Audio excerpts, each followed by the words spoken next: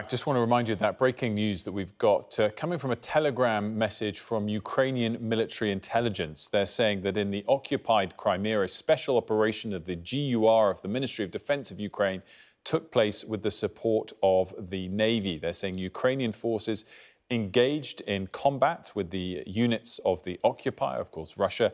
As a result, the enemy, they're referring to Russia, suffered losses among personnel. Enemy equipment was destroyed.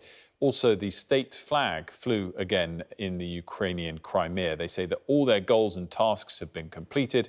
At the end of this special operation, the Ukrainian defenders left the scene without casualties. Sean Bell back here on set with me to discuss this. How significant is it that Ukraine has put forces on the ground in Crimea once again? Symbolically, it's incredibly important. A lot of analysts, and particularly Ukrainians, wonder whether Crimea is out of reach to be liberated, but this is a clear example of Ukrainian intent.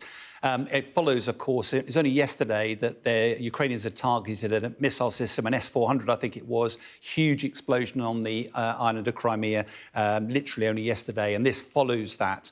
Almost certainly they were there for a brief period of time, then left. They've caused some damage, and strategically, very little has been left behind. They haven't gained any territory. But symbolically, what this is doing is Russia will see Crimea as the crown jewels. It will not want to compromise Crimea. The only way that response they can do is reinforce Crimea. And if Russia chooses to reinforce, where do they take those forces from?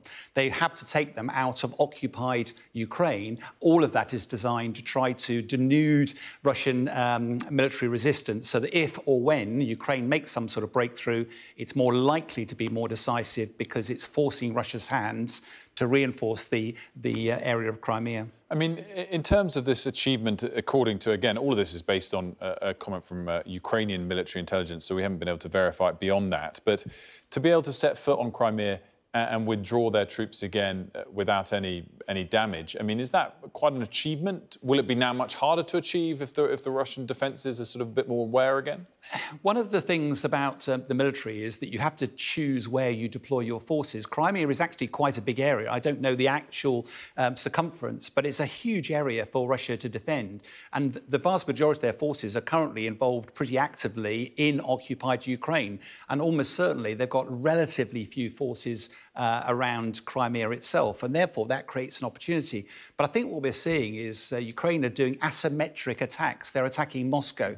They're not going to destroy Moscow, but they're irritating Moscow and forcing them to apply their defences around there. By doing the same in Crimea, they're forcing Putin's hands, because if Crimea looks even remotely vulnerable, then that will be a deep shock for President Putin. Therefore, it's forcing his hands to reinforce the area, to provide more focus in Crimea. He's got limited resources, and particularly with the Wagner Group no longer active in Ukraine, that's really forcing his hands, and that can only be to Ukraine's advantage on the battlefield. Sean, as ever, thanks so much for that.